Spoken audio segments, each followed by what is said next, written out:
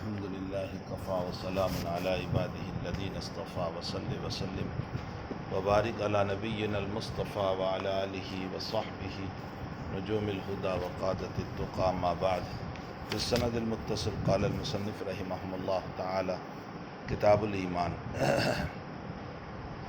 امام رحمۃ اللہ علیہ نے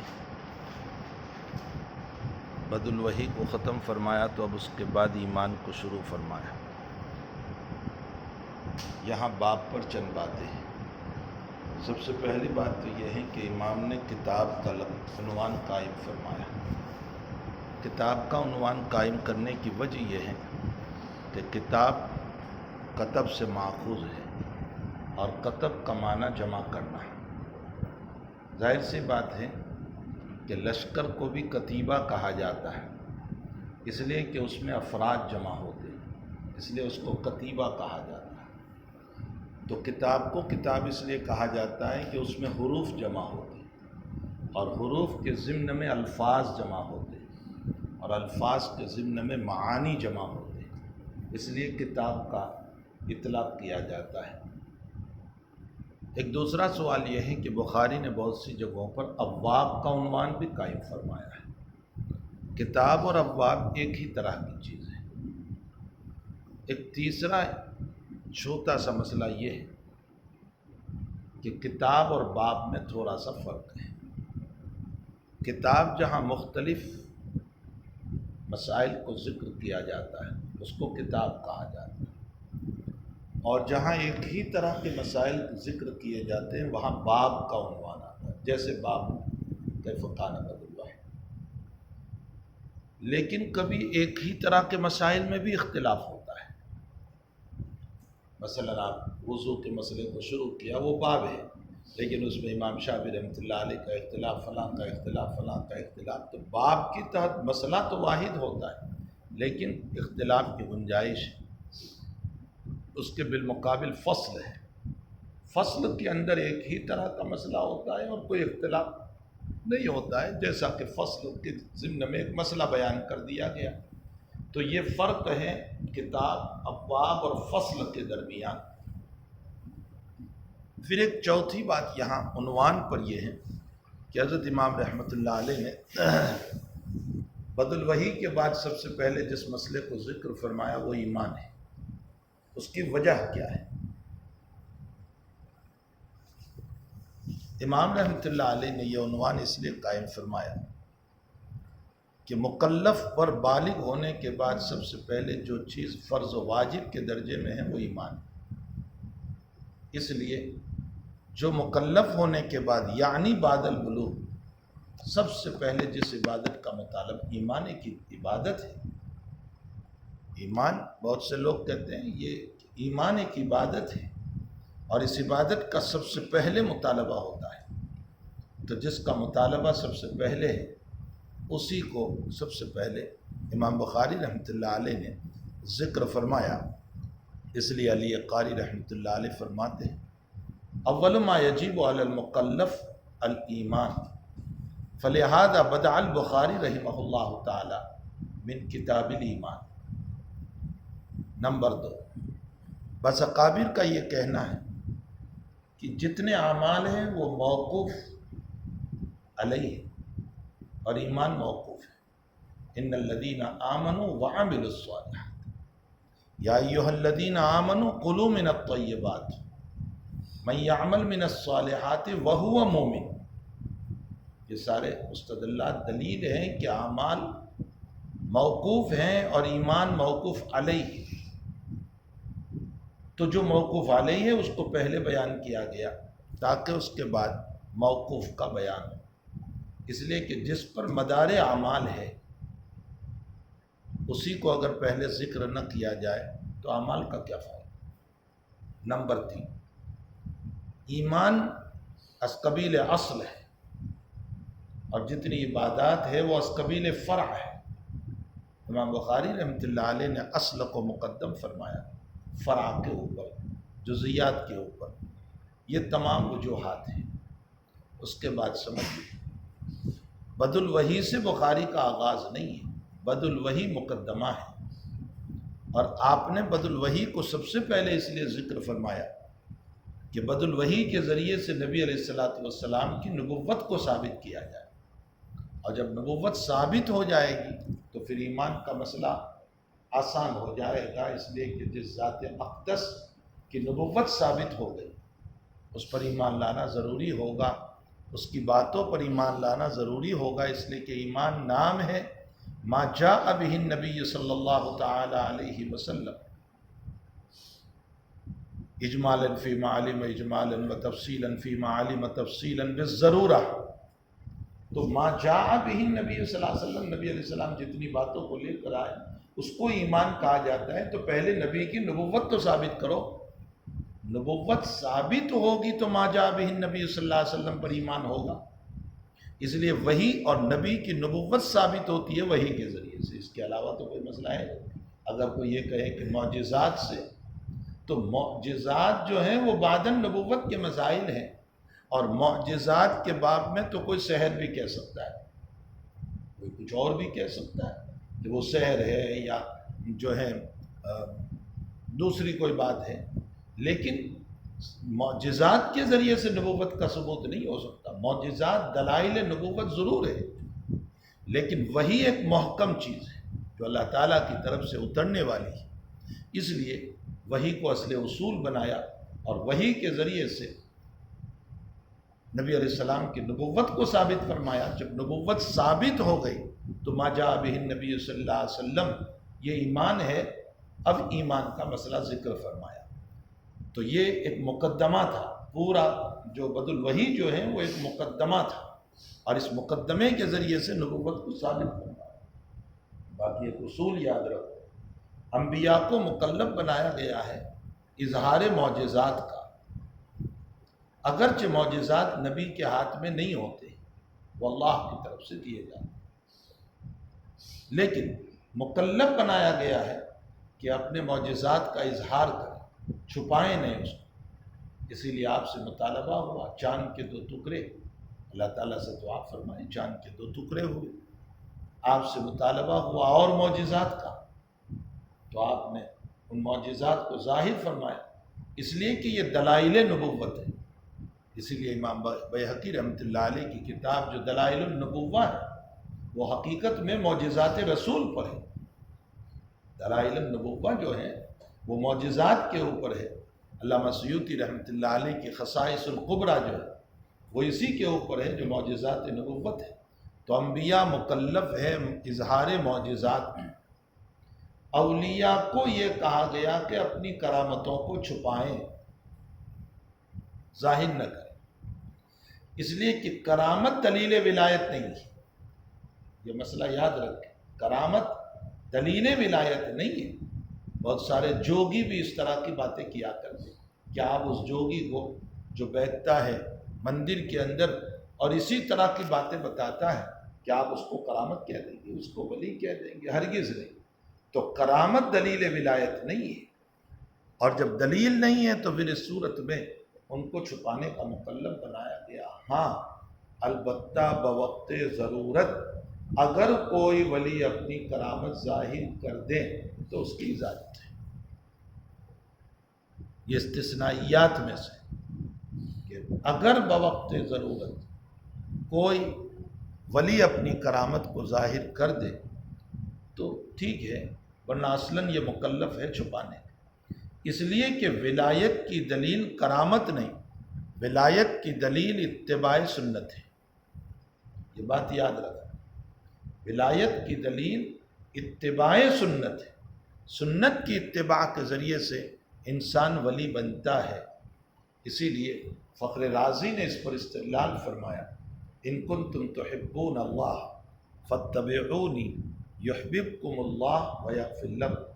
تو اتباع نبوی پر اللہ کی محبت اور محبت رب جو ملتی ہے وہی ولایت ہے۔ ولی کا معنی دوست، اللہ کا دوست، دوست ہی تو محبت کرے گا، تو اللہ محبت تب کرے گا کسی سے جبکہ فاتبعونی ہو۔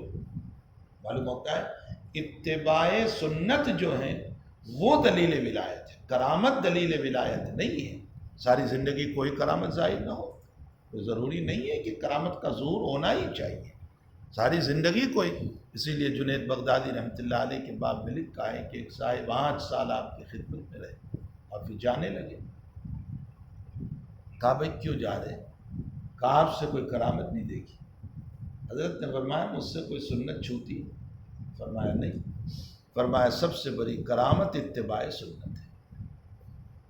سب سے بڑی کرامت جو ہے وہ اتباع سنت ہے، سنت کی اتباع.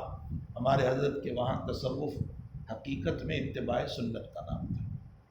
شیخ اس پر بہت داد دیتے، سنت کی اتباع کرو. اس لیے کبھی کبھی کہتے تھے یہ ذرا سا ہاں ہوں کر لیتے ہیں اور اپنے آپ کو ولی سمجھ لیتے ہیں. یعنی ذرا سا ذکر کر لیا اور ہاں ہوں کر لیا اور سمجھا کہ ہم بہت بڑے ولی ہو گئے. فرمائے یہ ہاں ہوں سے ولایت نہیں ہوتی، اتباع نبوی سے ولایت ہوتی. اس لیے حضرت زور دیتے تھے اس بات پر کہ ضرور مشائخ کے بتائے ہوئے ذکر کو کیا کرو، لیکن امام المشائخ نبی اکرم صلی اللہ علیہ وسلم کے بتائے ہوئے اذکار کو مقدم رکھو. فجر کے بعد کی دعائیں عمومی طور پر عوام تو کیا علماء کا اہتمام نہیں ہے.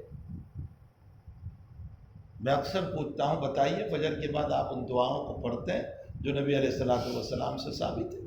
اللہم انی اصبحت واصبح الملک للہ اصبحت علی فطرۃ الاسلام وکلمۃ الاخلاص وعلی دین نبینا محمد صلی اللہ علیہ وسلم وعلی ملت ابینا ابراہیم حنیفا وما کان من المشرکین وغیرہ، جو آپ صلی اللہ علیہ وسلم کی بعد الفجر کی جو دعا ہے یا عند المغرب کی جو دعا ہے، کیا وہ دعائیں ہمارا اہتمام ہے؟ فجر کے بعد ذکر کریں گے لیکن دعا نہیں کریں گے. تو شیخ کا دیا ہوا وظیفہ ضرور پڑھیں گے، لیکن امام المشائخ نبی اکرم صلی اللہ تعالیٰ علیہ وسلم کا دیا ہوا وظیفہ جو دعائیں ہیں ان دعاؤں کا اہتمام. اس لیے حضرت کہتے تھے تصوف یہ تھوڑا سا ہاں ہوں کرنے کا نام نہیں، تصوف نام ہے اتباع سنت. قبیل المغرب شیخ کا روزانہ معمول ہمیشہ ہم نے دیکھا. گھڑی دیکھتے تھے پھر جان بوجھ کر حضرت بولتے تھے مغرب کو کتنی دیر ہے. حالانکہ آپ کو پتا ہے کہ مغرب کو کتنی دیر ہے، آپ نے گھڑی دیکھی. کہتے تھے 10 منٹ. اچھا بچوں شام کی دعائیں پڑھو اور جاؤ وضو کی تیاری کرو، نماز کی تیاری. یہ آپ کا جملہ ہوگا. یہ اس لیے زور سے بولتے تھے تاکہ لوگ شام کی دعاؤں کا اہتمام کریں اور شام کی دعائیں قبیل المغرب ہو جائیں. جہاں غروب آفتاب ہوتا ہے اس سے قبیل ان دعاؤں کا اہتمام کر لیا جائے. تو حقیقت یہ ہے کہ تصوف نام ہے اتباع سنت کا.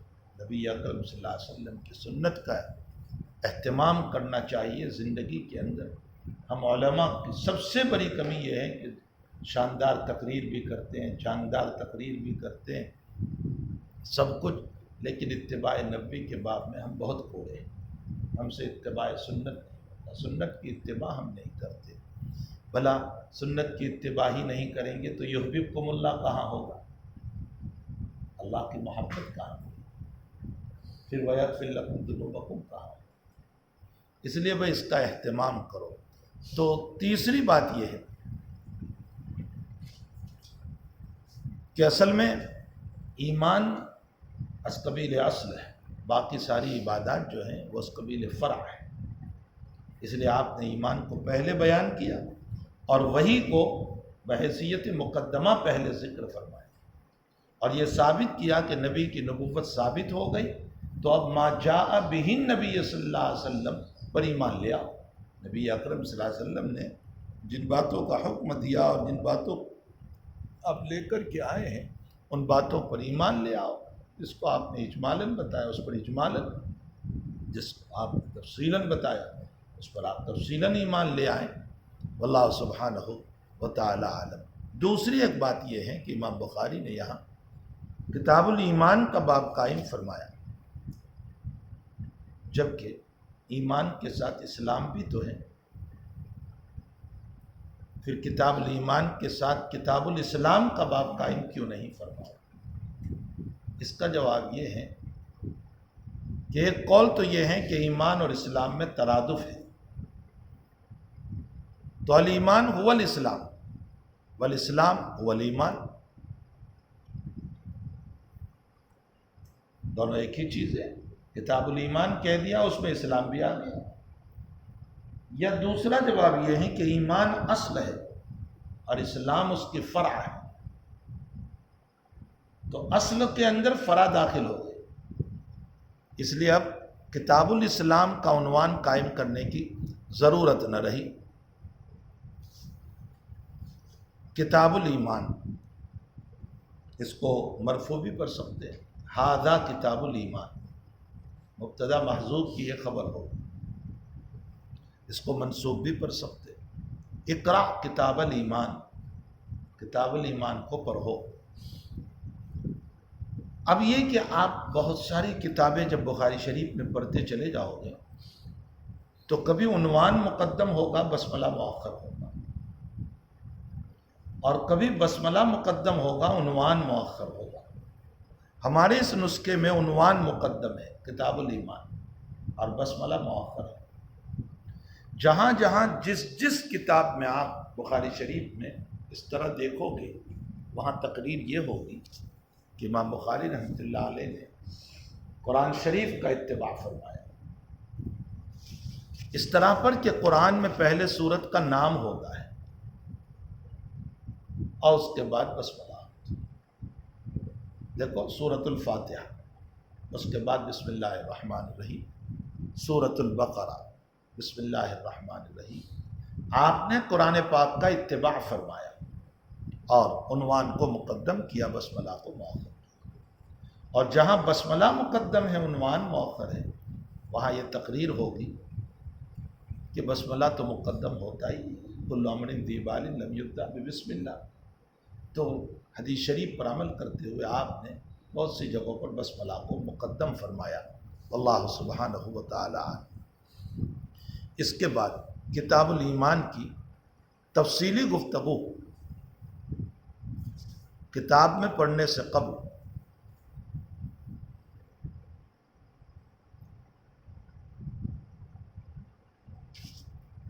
کچھ مقدمے کے طور پر ایمانی مسائل کو سمجھو، تو بات سمجھنا اور کتاب الایمان کے اہم مسائل کو سمجھنا آسان ہو جائے گا۔ اصل اصول یہاں ایمان سے متعلقہ قریباً 5 باتیں ہیں۔ اس میں سب سے پہلی بات ایمان کی لغوی تعریف، نمبر 2 ایمان کی اصطلاحی تعریف، نمبر 3 تعریف کے باب میں قدر تفصیل، نمبر 4 ایمان میں کمی زیادتی ہوتی ہے یا نہیں، الایمان یزید و ینقص ام لا، نمبر 5 ایمان و اسلام کے درمیان نسبت کیا ہے۔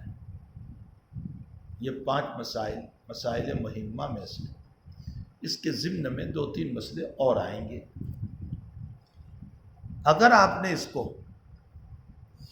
مقدمے کے طور پر سمجھ لیا تو امام بخاری وغیرہ، امام مسلم وغیرہ کتاب الایمان کو سمجھنا آسان ہو جائے گا۔ ایمان کا معنی ہوتا ہے تصدیق،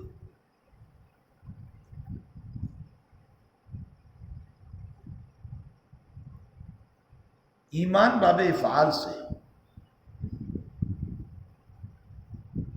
آمن یومن ایمان،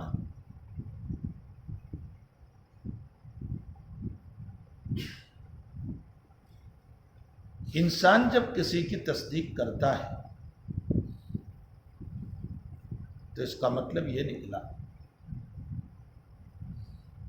کہ اپنی ذات کو اس کے باب میں تکذیب سے صاف کر دیتا ہے۔ مثلا میں نے آپ کو یوں کہا کہ آپ اس بات میں سچے ہیں، میں اس کی تصدیق کرتا ہوں، اس کا مطلب یہ نکلا کہ میں آپ کو جھٹلاتا نہیں۔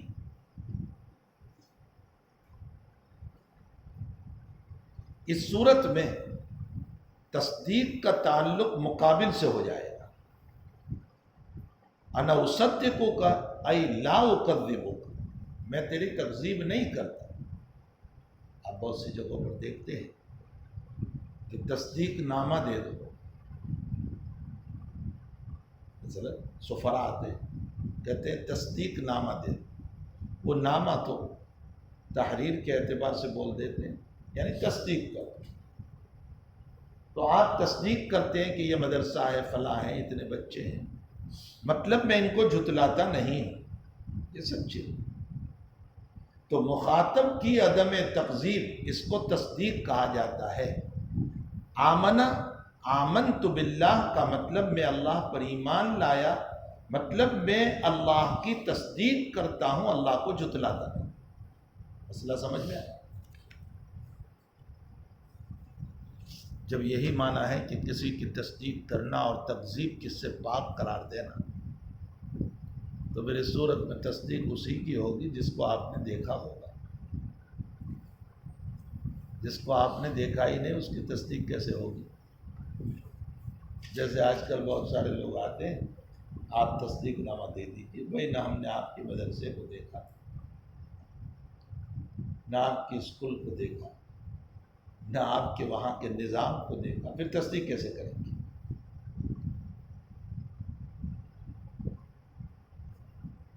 ایک معنی آمنتو کا یہ بھی ہوتا ہے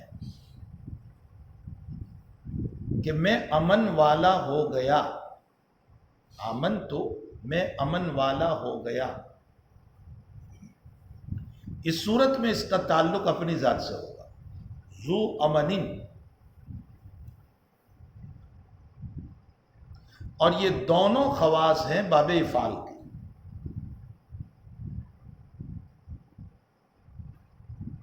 صاحب مادہ ہونا یہ بھی باب افعال کا خاصہ ہے. آمن تو میں امن والا ہو گیا، یعنی آپ کی تصدیق کر کے مجھے نجات مل گئی. جہنم سے نجات، ذلتیوں سے نجات، جو بھی نجات، میں ذو امن بن گیا، امن والا ہو گیا. ایک یہ بھی ترجمہ ہوگا. اور ایک یہ ہے کہ تصدیق کر کے اس کو تکذیب سے پاک قرار دیا. اس صورت میں مخاطب کا تعلق ہوگا، پہلی صورت میں اپنی ذات سے تعلق ہوگا. دونوں ہی معنی ایمان کے ہوتے ہیں، لیکن یہ لغوی معنی ہے، ایمان بمعنی تصدیق. اس کے بعد ذرا سا اشکال ہے جو شیخ الاسلام ابن تیمیہ رحمۃ اللہ علیہ نے کیا ہے. فرماتے ہیں کہ ایمان کا ترجمہ تصدیق کیسے ہو سکتا ہے؟ ایمان کا ترجمہ تو اقرار ہوتا ہے. آمنتو اے اقررتو، میں نے اس کا اقرار کیا. تصدیق کیسے ہوا؟ اس کا جواب جمہور کی طرف سے یہ دیا گیا کہ اقرار مستلزم بالتصدیق ہے. تم کسی کا اقرار تبھی کرو گے جب اس کی تصدیق کی ہے آپ نے. ارے دل سے جانا ہے تبھی تو آپ اقرار کرو گے کہ ہاں میں اعتراف کر رہا ہوں اس کا. تو اقرار مستلزم بالتصدیق ہے. علامہ ابن تیمیہ رحمۃ اللہ علیہ نے فرمایا کہ ایمان کا ترجمہ تصدیق کیسے ہو سکتا ہے جبکہ ایمان بلا حرف صلہ استعمال نہیں ہوتا اور تصدیق بلا حرف صلہ استعمال ہوتا ہے. مثلا میں آپ سے کہوں صدقتک، میں نے آپ کی تصدیق کی، یہاں کوئی حرف جر نہیں آیا، کوئی صلہ کا حرف آیا ہے صدقتک. بخلاف ایمان جو ہے وہ جب بھی استعمال ہوتا ہے تو حروف صلات چاہیے. کبھی لام آتا ہے، کبھی با آتا ہے، اور بعض جگہوں پر الا بھی آیا ہے.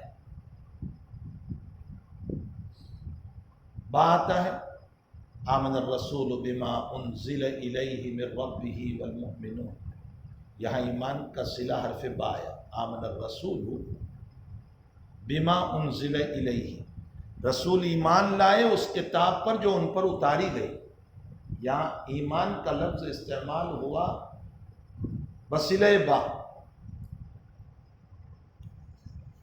اللہ تعالیٰ قرآن میں فرماتے ہیں آمن لہو لوط علیہ السلام ایمان لائے. یہاں ایمان بصلہ لام استعمال اور کبھی بصلہ اعلیٰ بھی استعمال ہوتا ہے. ما من الانبیاء نبی الا آمن علیہ البشر الا آمن علیہ، لیکن یہ ایک ہی حدیث ہے جس میں بصلہ اعلیٰ استعمال ہوا. انبیاء میں سے کوئی نبی ایسا نہیں گزرا کہ جس کو معجزات دیے جاتے ہیں جس پر انسان ایمان لاتا. ما آمن علیہ البشر وَأُوتِيتُ وَحْيًا، اور مجھے معجزہ وحی دیا گیا. وَأَرْجُو أَنْ أَكُونَ أَكْثَرَهُمْ تَابِعًا يَوْمَ الْقِيَامَةِ، رواہ البخاری فی فضائل القرآن. یہاں بصلہ اعلیٰ استعمال. ابن تیمیہ رحمۃ اللہ علیہ فرماتے ہیں کہ آپ ایمان کی تعریف تصدیق سے کیسے کرو گے؟ ایمان بصلہ حروف استعمال ہوتا ہے اور تصدیق بلا صلات کے استعمال ہوتا ہے. علماء نے اس کا جواب یہ دیا کہ ایمان بھی بغیر صلہ کے استعمال ہوتا ہے. یہ زمخشری نے کہا ہے. علامہ زمخشری رحمۃ اللہ علیہ امام اللغہ بھی ہیں اور امام النحو بھی ہیں. مسلکاً حنفی تھے، مذہباً معتزلی تھے.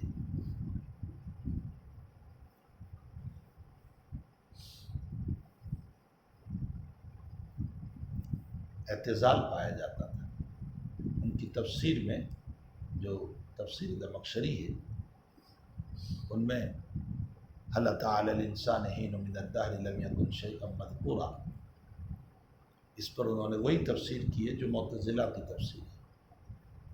تو اعتزال پایا جاتا تھا عقائد کے اعتبار سے، لیکن مسلکاً وہ حنفی تھے. البتہ چونکہ امام النحو و امام اللغہ ہے تو آپ کا قول معتبر ہوگا کہ ایمان بغیر صلات کے بھی استعمال ہوتا ہے جیسے تصدیق استعمال ہوتا ہے. بولتے ہیں آمنتو ہو،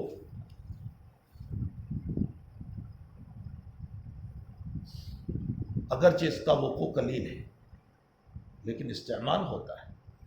تو اگر تصدیق بلا صلات کے استعمال ہوتا ہے تو ایمان بھی بغیر صلات کے استعمال ہوتا ہے. یہ تو ایک اشکال کا حل ہوا.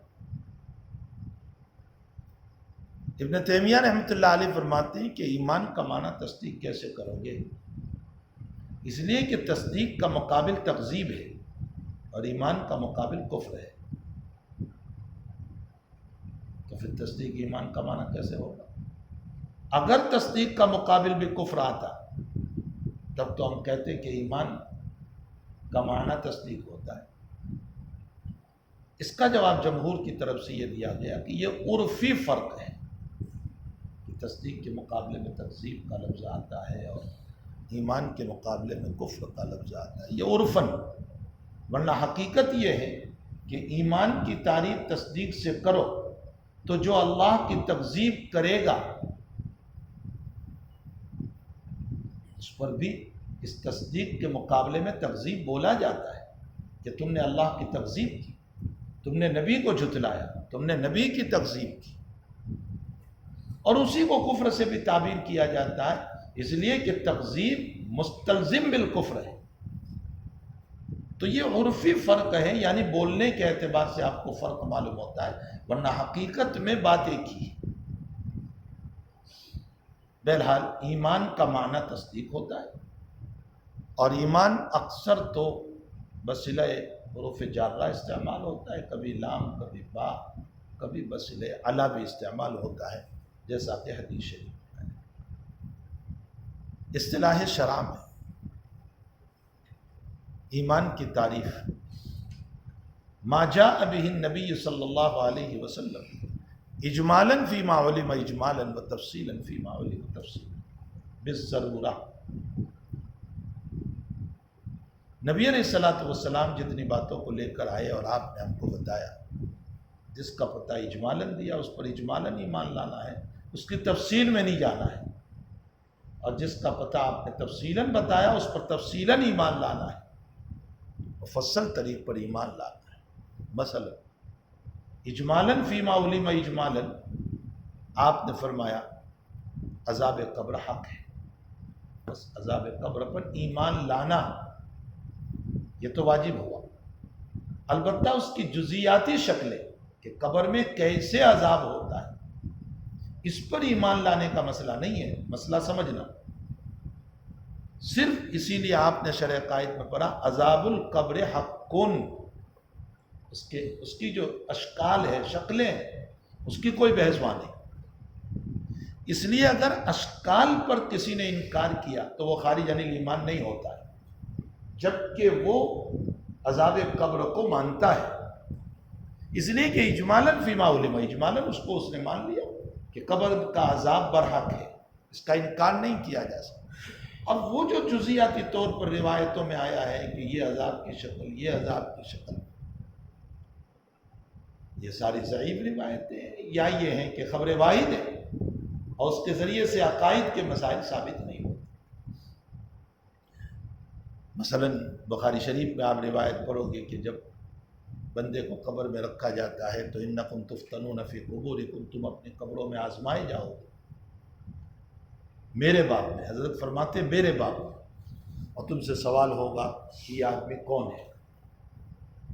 اب یہ معہود ذہنی کے طور پر سوال ہوگا یا حضرت کو دکھایا جائے گا، مختلف اقوال ہیں۔ تو مومن کہے گا کہ یہ ہمارے نبی ہے، جاءنا بالبینات والہدی، جو ہدایت اور دلائل کو لے کر کے آیا، ہم ایمان لائے اس پر۔ تو فرشتہ جواب دیتا ہے کہ ہمیں تجھ سے یہی امید تھی، اور اس کے بعد اس کو کہا جاتا ہے نم صالحہ، آرام سے سو جا۔ اور اگر کوئی منافق یا مرتاب ہے، المرتاب بالمنافق یعنی کافر یا منافق ہے، اس سے بھی اسی طرح کا سوال ہوتا ہے۔ وہ کہتا ہے مجھے نہیں پتا، لوگ کہتے تھے کہ مسلمانوں کا ایک نبی ہے، میں بھی کہتا تھا، میں ایمان نہیں لایا، میں نے ان کو نہیں مانا۔ تو اس کی پیشانی پر غرز مارا جاتا ہے، رواہ البخاری۔ اب یہ جزئی عذاب آیا ہے، یہ غرز مارا جانا نفس عذاب قبر کو تو ہم مانتے ہیں، لیکن اگر کوئی یہ کہے کہ اس روایت میں جو غرز کے لفظ آیا ہے اس کی شکل کیا ہوگی میری سمجھ میں نہیں آ رہی ہے، میں اس کو نہیں مانتا ہوں، تو جزئیت کا منکر خارج عن الایمان نہیں ہوگا۔ لیکن اگر کوئی نفس عذاب قبر کا انکار کرتا ہے تو وہ خارج عن الایمان ہوگا۔ فرق سمجھ میں آیا؟ اجمالاً فیما علم، اجمالاً کا یہ مطلب ہے۔ اسی لیے بہت ساری شکلوں کے بعد میں بہت سارے انکار کر دیا تھا کہ یہ شکل نہیں ہو سکتی ہے، یہ شکل نہیں ہو سکتی ہے۔ خصوصاً عقلیات پر چلنے والے عام طور پر یہ سوال کر لیا کرتے ہیں کہ بھلا قبر چھوٹی ہے، یا یہ جیسے آج کل کہ قبر میں رکھ کر کے سیدھی اس کے اوپر مٹی ڈال دی جاتی ہے ان بیماری والوں کے اوپر، تو عذاب کی کیا شکل ہوگی؟ حقیقت یہ ہے کہ اس کا تعلق اس کی روح سے، اور اس کی روح اس جگہ نہیں ہے۔ اگر روح قبر میں ہو تو قبر میں سوال، روح وہاں نہیں ہے تو جہاں ہوگی وہاں سوال۔ سارا مسئلہ سوال کا اس کی روح سے۔ میری اس پر ایک ڈاکٹر سے بہت مفصل بحث ہو گئی تھی کینیڈا میں۔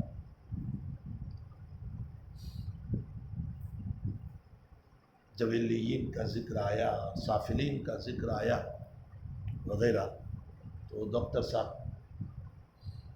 میں نے کہا کہ جسم ثانی دیا جاتا ہے اس لیے کہ جو جسم ہے وہ تو قبر میں گھل مل گیا، مٹی ہو گیا، اور آپ ہمیں چند دن کے بعد کھود کر کے بتائیے کہ وہ جسم کی حقیقت کیا ہے، بتائیے وہ جسم۔ تو جسم ثانی دیا جاتا ہے روح کے لیے، اور پھر اس میں عذاب ہوتا ہے۔ میں کسی موقع پر سناؤں گا، ان کی اپنی رائے یہ تھی کہ نہیں، اسی جسم کو عذاب ہوتا ہے، اس لیے کہ ساری زندگی لذتیں اس نے لی اور جو ہے عذاب دوسرے کو دیا جائے، یہ کیا ہو سکتا ہے؟ یہ عقلی دلیل پیش کر رہے تھے۔ یہ ساری زندگی جو ہے لذتیں اسی ہاتھ نے اٹھائی، اسی آنکھ نے اٹھائی، حرام چیزوں کو دیکھ کر، حرام چیزوں کو پکڑ کر، اور بھلا عذاب کسی اور کو ہو، یہ نہیں ہو سکتا ہے، اسی کو ہوتا ہے۔ بہت 1 گھنٹے تک میری گفتگو ان پر چلی تھی، اور میں نے ان کو اخیر میں منوایا تھا، اس لیے کہ میرے جواب کا خلاصہ ان کو یہ تھا کہ تعلق عذاب و جزا یہ روح سے ہے، نہ کہ جسم سے، اس لیے کہ انسان روح ہے نہ کہ جسم ہے۔ جسم روح کے وجود کے لیے، اس لیے کہ روح ایک لطیف شے ہے۔ آپ ہمیں بتا دیجیے جب روح نکلتی ہے تو جب کوئی آدمی مر رہا ہے اور اس کی روح نکل رہی ہے تو ذرا ہمیں یہ بتائیے کہ یہ روح نکل رہی ہے۔ وہ تو ڈاکٹر تھے، میں نے ڈاکٹری انداز سے سمجھایا، میں نے کہا کہ آپ ایک باکس بنا لیں شیشے کا، اس کا ایک سوراخ چھوٹا سا رکھیں، اور آپ وہیں بیٹھے رہیں اور وہاں دوربین بھی رکھیں، اور آپ دوربین سے دیکھتے رہیں۔ اگر آپ مجھے بتا دیں کہ روح نکل رہی ہے اس کی۔ روح ایک لطیف چیز ہے، اور کسی بھی لطافت کے لیے کسی مجسم کا ہونا ضروری ہے تاکہ لطافت اس میں رکھی جائے، ضروری ہے، اس کے بغیر لطیف شے رکھی نہیں جا سکتی۔ تو اس کے لیے جسم دیا گیا، تو جسم اصل نہیں ہے، روح اصل ہے، اور جب روح اصل ہے تو لذت اس نے نہیں اٹھائی، لذت کسی اور اندر کے انسان نے اٹھائی، تو جس نے اٹھائی ہے اس کو عذاب ہوگا، چاہے اس جسم میں ہو چاہے دوسرے جسم میں ہو۔ بہرحال میں نے ان کو منوایا 1 گھنٹہ تک گفتگو کر کے۔ تو حقیقت یہ ہے کہ اگر کوئی جزیات کا انکار کر دے تو اس پر کوئی مسئلہ نہیں ہے، بشرطے کہ وہ نفس عذاب قبر کا قائل ہونا چاہیے، یا جیسے انبیاء کا مسئلہ بھئی روایت میں آیا، ابو ذر کی روایت میں نے شروع میں پیش کی بحوالہ ابو نعیم جو کتاب الحلیہ کی ہے کہ کمل انبیاء یا رسول اللہ، تو نبی علیہ السلام نے فرمایا 100,000 و 124 و 20,000، 1,24,000۔ تو 1,24,000 کے مقابلے میں دوسری روایتوں میں اس سے کم تعداد بھی آئی، 40,000 کی تعداد بھی آئی، 4,000 کی تعداد بھی آئی ہے، بعض روایتوں میں 8,000 کی تعداد بھی آئی ہے۔ صرف 8,000 آپ نے بیان فرمائے، اور فرمایا کہ 4,000 فی بنی اسرائیل و 4,000 غیرہ، 4,000 بنی اسرائیل میں، 4,000 اس کے علاوہ۔ اب یہ روایتوں کا اختلاف اس صورت میں اجمالاً فیما علم، اجمالاً ہم تمام انبیاء پر ایمان لاتے ہیں، یا یہ نہیں بولا جائے گا کہ 1,24,000 پر ایمان لاتے۔ ارے سمجھ میں آیا؟ یہ دیکھیں، آپ یہ کہو کہ ابو ذر کی روایت میں اس طرح پر آیا، یہ خبر واحد ہے، عقائد کا مسئلہ اس سے نہیں ہوگا۔ نفس تواتر سے اور نفس قرآن سے صرف اتنا ثابت ہوتا ہے کہ رسولوں پر ایمان، نبیوں پر ایمان۔ تو اجمالاً آپ ایمان لے آئے کہ ہم تمام نبیوں پر ایمان لاتے ہیں، تمام رسولوں پر ایمان لاتے ہیں۔ ایک لطیفہ عجیب و غریب ہے کہ ایک عورت کسی عامل صاحب کے پاس گئی، کہا کہ میں بہت مشکل میں ہوں، حالات میں ہوں، پریشانیوں میں ہوں، آپ میرا کچھ علاج کر دیں۔ تو پیر صاحب تھے، انہوں نے کہا کہ ٹھیک ہے، آپ کا کام بڑا مشکل ہے، اس لیے کہ درائیں تو ہی تو فلوس بھی نکلتے ہیں، جب تک درائیں گے نہیں فلوس کیسے نکلے گی؟ تو پہلے درائیں کہ آپ کا کام بڑا مشکل ہے، اس کے لیے مجھے راتوں رات بیٹھنا پڑے گا، چلہ کشی کرنی پڑے گی، جیسے آج کل کہتے ہیں مجھے قبرستان جانا پڑے گا۔ تو پیر صاحب نے کہا کہ مجھے چلہ کشی کرنی ہوگی اور بڑی تکلیف ہوگی، لیکن خیر آپ کا کام میں کر دوں گا، آپ فکر نہ فرمائیں، میں پورا چلہ بیٹھوں گا آپ کے لیے، البتہ آپ کو ایک چھوٹا سا کام ہے، کچھ مال خرچ کرنا ہوگا۔ جیسے آج کل عاملوں کا حال یہ ہے کہ کچھ لانا ہوگا، اچھا وہ ایسی چیز لکھواتے ہیں جو آپ کو ملے گی، کہتے ہیں اصلی کستوری لے آؤ۔ جب آپ کہو کہ میں اصلی کستوری کہاں تلاش کرنے جاؤں گا، تو آپ یہی کہو گے نا آپ لے آؤ۔ اچھا مجھے پتا ہے کہاں ملتی ہے، میں لے آؤں گا، قریباً 10,000 روپے تولہ ہوگی، 10 تو یہی گن لیے اس نے، اور اس کے علاوہ ایک لسٹ تیار کر لیتا ہے۔ اس لیے سب سے آسان کمائی جو ہے نا وہ آج کل عاملوں کی ہے، کوئی ڈھونگ کر لو، پیسے بنا لو، سب سے آسان کمائی. جیسے انما الخمر والمیسر، جوا کو قرآن نے میسر اس لیے کہا کہ وہاں یسر کے ساتھ پیسہ آتا ہے، کچھ کرنا نہیں پڑتا، 2-4 پتے کھیل لیے پیسے آ گئے، تو وہ بآسانی پیسہ آتا ہے نا، اس لیے اس کو یسر کہا گیا. تو میں نے کہا اس یسر میں یہ عاملین کا عمل بھی داخل ہے، یہ اسی میں ہے. تو پیر صاحب نے کہا اچھا میں چلا کشی کروں گا لیکن کچھ پیسے لگیں گے. وہ بہت معمولی رقم ہے، کوئی زیادہ نہیں ہے. اچھا کتنی رقم؟ کہا کچھ بھی نہیں، جتنے انبیاء ہیں ان سب انبیاء کے نام پر 1-1 روپیہ آپ کو خرچ کرنا ہے. بظاہر تو بہت آسان بات ہے، 1-1 روپیہ صرف. چونکہ 1,24,000 انبیاء ہیں تو آپ 1-1 روپیہ ہر نبی کے نام پر کہ ان کے صدقے میں اللہ اچھا کرے یہ دیتے چلے. بظاہر تو 1-1 روپیہ ہے لیکن 1,24,000 کے گویا کہ اس نے مانگے. تو ان کیدکن عظیم. آپ سمجھتے ہیں وہ باولی ہے، باولی نہیں ہے، وہ تمہاری بھی عقل کو اڑا دے رہا ہے. ذی لب لبا کی عقل کو اڑا لے جائے، نبی علیہ السلام فرماتے ہیں. ایسے ہی تھوڑی پلان بن گیا تھا کہ آپ کے منہ سے مغافر کی بو آ رہی ہے تو عورت نے کہا پیر صاحب بہت اچھا ہے، میں دے دوں گی اتنے پیسے، کوئی حرج نہیں، لیکن آپ ایک کام کریں، میں تو جاہلہ ہوں، مجھے کچھ پتہ نہیں انبیاء کے نام کیا ہوتے ہیں، کون کون ہیں. آپ سارے نبیوں کے نام بولتے چلے، میں روپیہ روپیہ دیتی چلوں گی. اب کہاں وہ نام بولے گا؟ اولاً تو تمام نبیوں کے نام نہ قرآن نے بیان کیے نہ حدیث نے بیان کیے. زیادہ سے زیادہ قرآن میں 8-9 نام نبیوں کے آئے ہیں، باقی نہ حدیث میں آئے نام نہ قرآن میں آئے.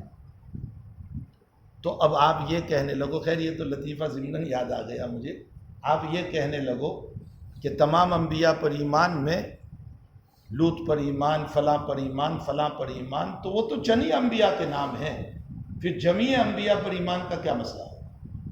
اس لیے اجمالاً فیما علم، اجمالاً کا مطلب یہ ہوا کہ نبی کریم صلی اللہ علیہ وسلم نے جس کو اجمالاً آپ کو بتایا ہے اس پر آپ اجمالاً ایمان لے آئے، وہ تفصیلاً فیما علم تفصیلاً، اور جس کو نبی اکرم صلی اللہ علیہ وسلم نے بالتفصیل بتایا اس کو آپ تفصیلاً ایمان لائے.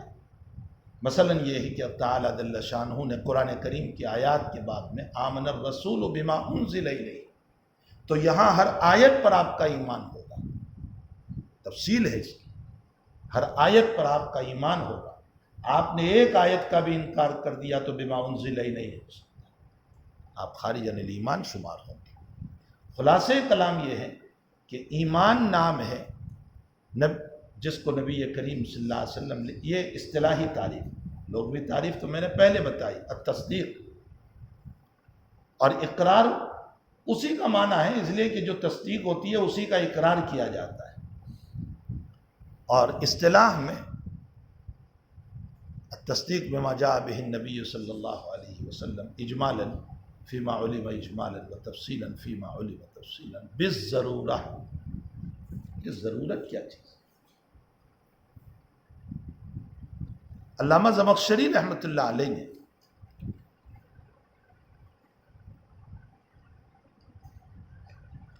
ضرورت کا معنی بیان فرمایا، بالضرورہ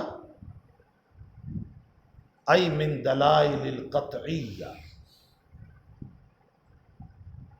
چاہے وہ اجمالی بات ہو یا تفصیلی بات ہو، اس کا ثبوت دلائل قطعیہ سے ہونا چاہیے.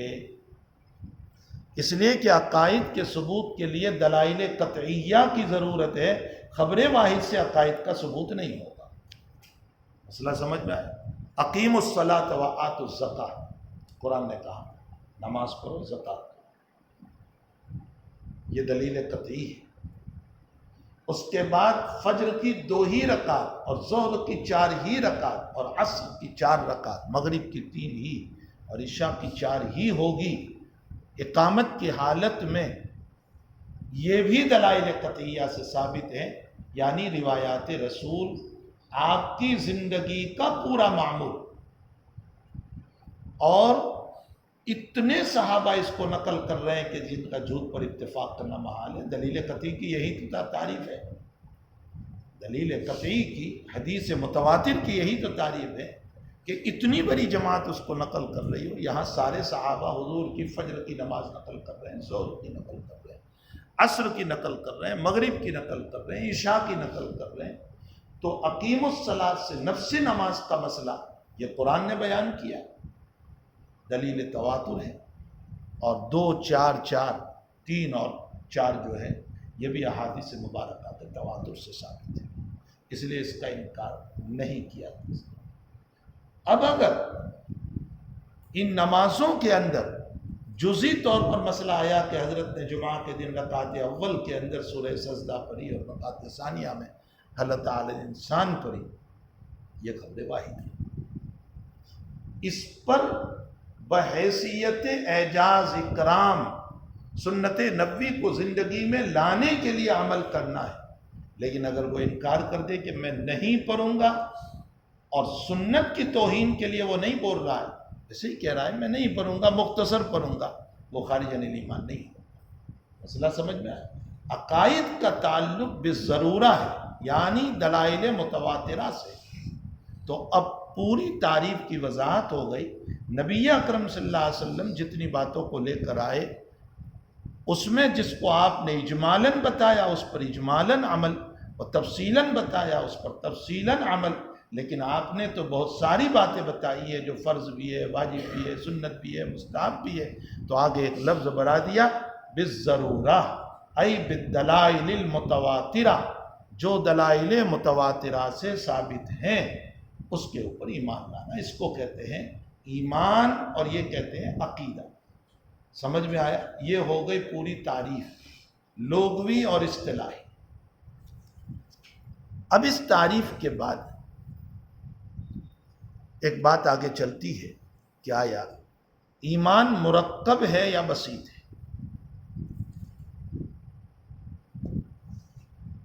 اور اسی تعریف مرکب اور تعریف بسیط کے اعتبار سے امت میں کچھ فرقے ہو گئے۔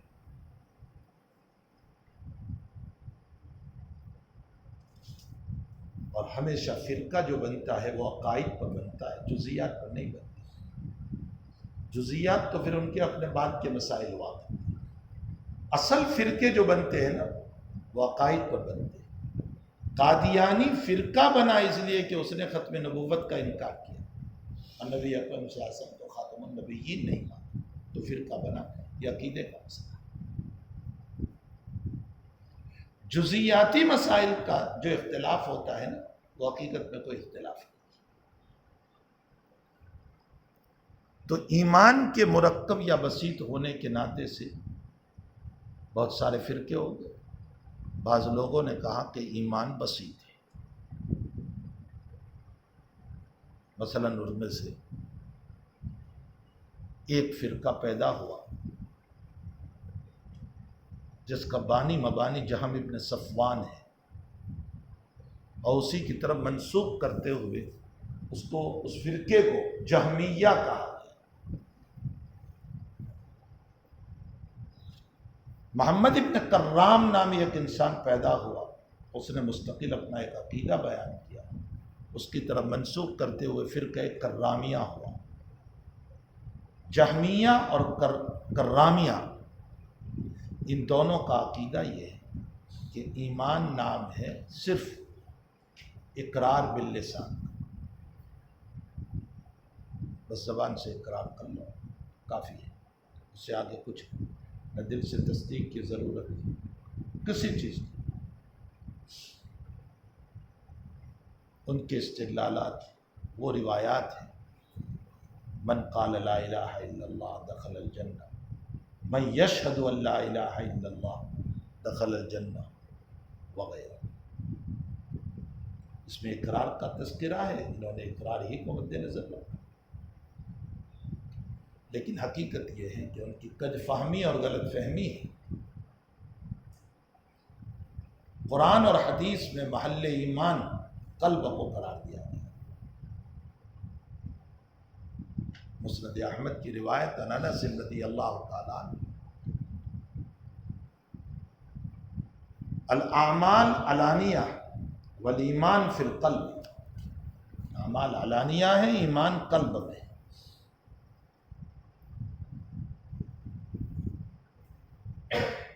ظاہراً ان کی یاد و فرما برداری تھی اور قلب میں ایمان نہیں تھا. اس کا مطلب یہ نکلا کہ ان کی زبان تو اعتراف کر رہی تھی لیکن دل میں ایمان نہیں تھا. قرآن نے ان کے ایمان کی نفی فرمائی. قالت الاعراب آمنا، دیکھو اعتراف کر رہے ہیں نا کہ ہم ایمان لائے. قل لم تؤمنوا، نہیں ایمان نہیں لائے، ولکن قولوا اسلمنا، ظاہری ان کی یاد ہے. ولما يدخل الایمان فی قلوبکم، ایمان ابھی قلب میں گیا ہی نہیں تو صرف اقرار یہ ایمان کیسے بن جائے گا؟ وہ سمجھ میں بھی آئے. بے شمار قرآنی آیات و روایات ہیں کہ جس سے ثابت ہوتا ہے کہ ایمان کا محل قلب ہے. ایک فرقہ اور پیدا ہوا جنہوں نے یوں کہا کہ ایمان نام ہے فقط تصدیق کا، یہ بھی بسیط ہی کے قائل ہے. پہلا صرف اقرار کہہ رہا ہے وہ بھی بسیط ہوا، دوسرا صرف تصدیق کہہ رہا ہے وہ بھی بسیط ہوا. بس تصدیق کر لینے کے بعد چاہے زبان سے اقرار ہو نہ ہو کوئی فرق نہیں پڑتا. اعمال صالحہ کی ضرورت نہیں اور اعمال خبیثہ و رذیلہ مضر نہیں. نیک عمل نہ کرو تو بھی چلے گا، برے اعمال کا وجود ہو جائے تو بھی کوئی حرج نہیں. سمجھ میں آیا؟ یہ ہے فرقہ مرجیہ. فرقہ مرجیہ نے اعمال کو کالعدم قرار دیا اور فرمایا ایمان نام ہے صرف تصدیق قلبی کا. انہوں نے صرف ان آیات و احادیث کو دیکھا جہاں محل ایمان بیان کیا گیا، جبکہ جگہ جگہ اعمال کا مطالبہ ہے. ان الذین آمنوا وعملوا الصالحات سیجعل لهم الرحمن ودا من یعمل من الصالحات من ذکر او انثی وهو مؤمن. جگہ جگہ. اور ترک اعمال پر عذاب کا تذکرہ، ترک نماز پر، من ترک الصلاۃ متعمد فقط کفر. الفرق بین الایمان والکفر الصلاح. بہت ساری روایات ہیں. تو انہوں نے اعمال کو بالکل کالعدم قرار دیا. اعمال صالحہ مضر نہیں، اعمال صالحہ کی ضرورت نہیں اور اعمال رذیلہ مضر نہیں. گناہ کرو تو بھی کوئی حرج نہیں، نیکی نہ کرو تو بھی کوئی حرج نہیں. یہ فرقے ضالہ تھی اور بھی فرقے ضالہ ہے. لیکن یہاں تک ایمان بسیط والوں کو مستدلات اور ان کے عقائد تھے. اب کچھ لوگ وہ ہیں جنہوں نے ایمان کو مرکب مانا. ایمان مرکب ہے. اس میں ایک جماعت ہے معتزلہ اور خوارج جنہوں نے ایمان کو مرکب مانا. التصدیق بالقلب والاقرار باللسان والاعمال بالجوارح، تینوں کا مرکب. تصدیق بھی ضروری، اعمال بھی ضروری اور اقرار بھی ضروری. حتیٰ کہ ترک اعمال پر کفر کا فتویٰ دیا.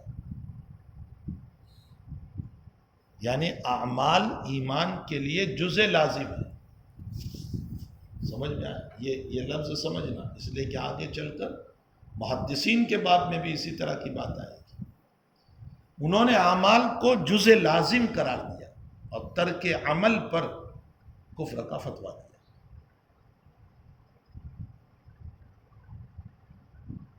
بس صرف تھوڑا سا فرق ہے معتزلہ اور خوارج کے درمیان.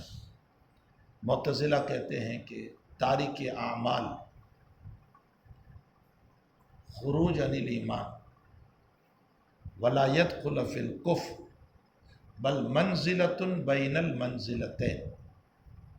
یعنی ایمان سے نکل گیا، کفر میں ابھی نہیں گیا بلکہ ان دونوں کے بیچ میں ہے. اور خوارج کہتے ہیں خروج عن الایمان والدخول فی الکفر، داخل ہو گیا وہ. مثلا شراب پی، زنا کیا، نماز نہیں پڑھی، روزہ نہیں رکھا، ایمان سے نکل گیا۔ معتزلہ کہتے ہیں منزلتن بین المنزلتین، اور خوارج کہتے ہیں کہ نہیں، وہ کفر میں چلا گیا۔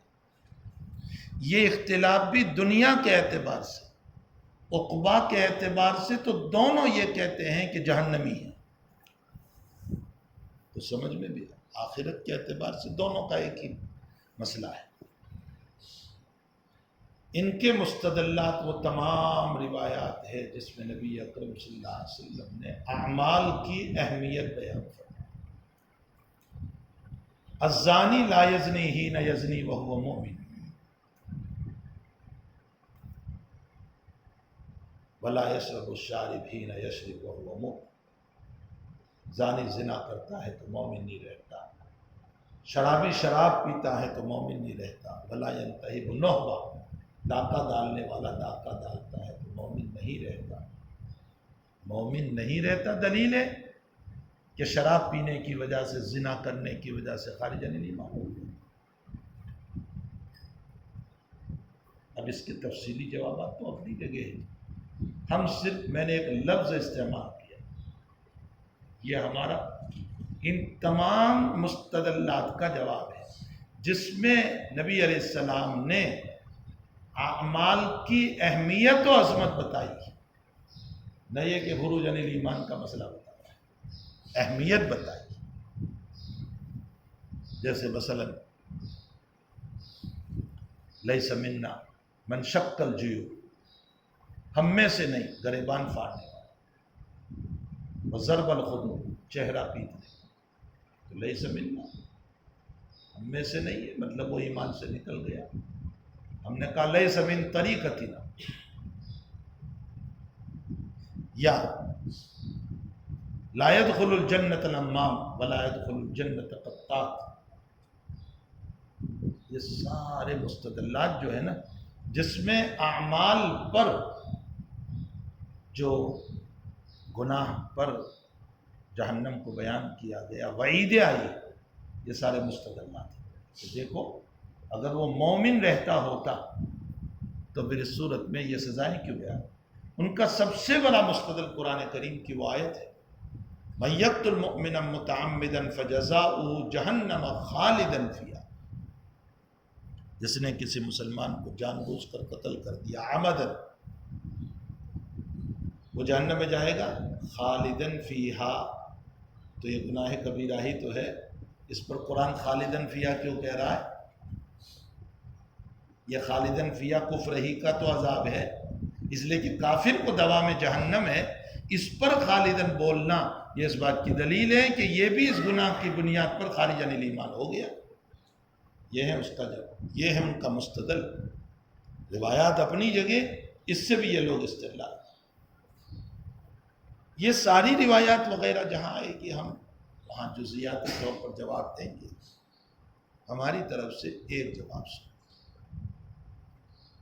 گناہ کبیرہ کا مرتکب خارج عن الایمان نہیں ہے، ہاں مرتکب معاصی ہونے کی بنیاد پر حق تعالیٰ کی مشیت پر، قیودات یاد رکھنا، گناہ کبیرہ کا مرتکب ہونے پر مشیت رب پر عدم توبہ کے بعد جہنم میں جا سکتا ہے، اس لیے کہ اگر توبہ ہے تو معافی، مشیت رب نہیں ہے، یعنی حق تعالیٰ جل شانہ وامن والہ جہنم میں بھیجنا نہیں چاہ رہا، تو ارتکاب معاصی کے باوجود وہ جہنم میں نہیں جائے گا۔ ہماری دلیل وَإِن طَائِفَتَانِ مِنَ الْمُؤْمِنِينَ اقْتَتَلُوا فَأَصْلِحُوا بَيْنَهُمَا، مومنین کی دو جماعتیں آپس میں لڑیں، آپ صلح کرا دیں۔ یہاں لڑنا گناہ کبیرہ ہے، لیکن اس کے باوجود قرآن لڑنے والوں پر مومنین کا اطلاق کر رہا ہے۔ اگر قتال عمل گناہ کبیرہ ہے اور اس کی بنیاد پر اگر کوئی خارج عن الایمان ہو جاتا تو اللہ ان کو مومن کیوں کہتا؟ من المؤمنین اقتتل، یہ لفظ مومن دلیل ہے اس بات کے اوپر کہ وہ خارج عن ایمان نہیں ہے۔ ہمارا دوسرا مستدل،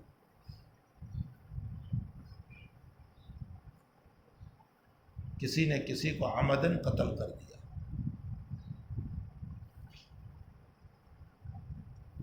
اور مقتول کے اولیاء نے قصاص معاف کر دیا کہ ہمیں قصاص نہیں لینا ہے، چلو دیت دے،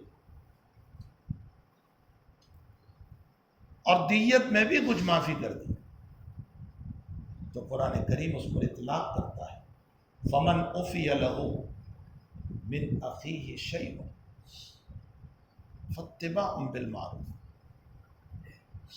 اگر معاف کر دیا گیا اس قاتل بھائی کے اوپر آنے والی دیت میں سے، میں ترجمہ تفصیل کے ساتھ کر رہا ہوں، فمن عفی لہ، معاف کر دیا گیا، من اخیہ شیء، یہاں اخی بمانا قاتل،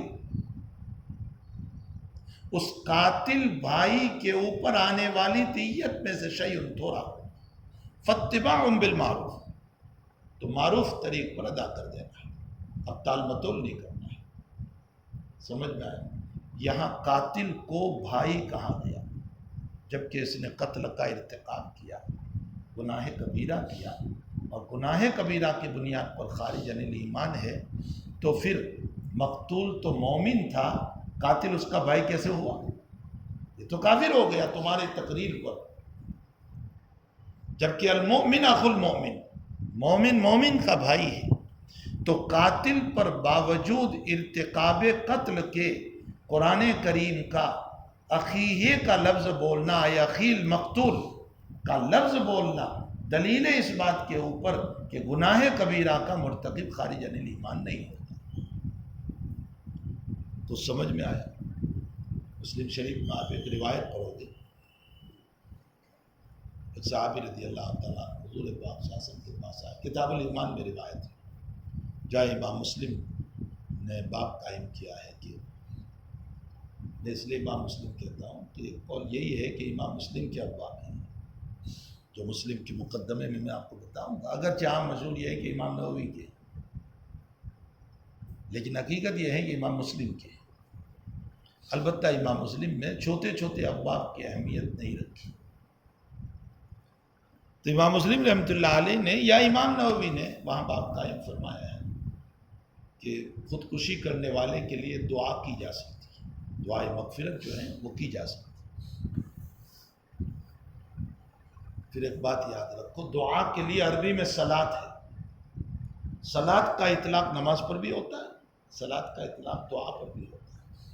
آج ہی آپ نے صبح میں بد الخلق میں جو روایت پڑھی، اللہم صلی علی محمد، رحمت نازل فرما، تو صلاۃ کا اطلاق دعا پر بھی ہوتا ہے اور صلاۃ کا اطلاق نماز پر بھی ہوتا ہے۔ اگر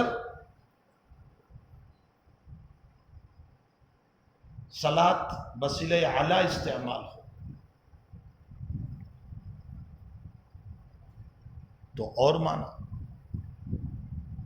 اور بصیلہ لام استعمال ہو تو اور معنی،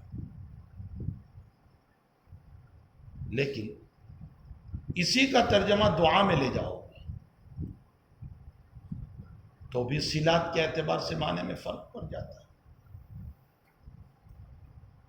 دعا لہو بولو گے تو خیر کی دعا، اور دعا علیہ بولو گے تو بد دعا مراد ہوتا ہے۔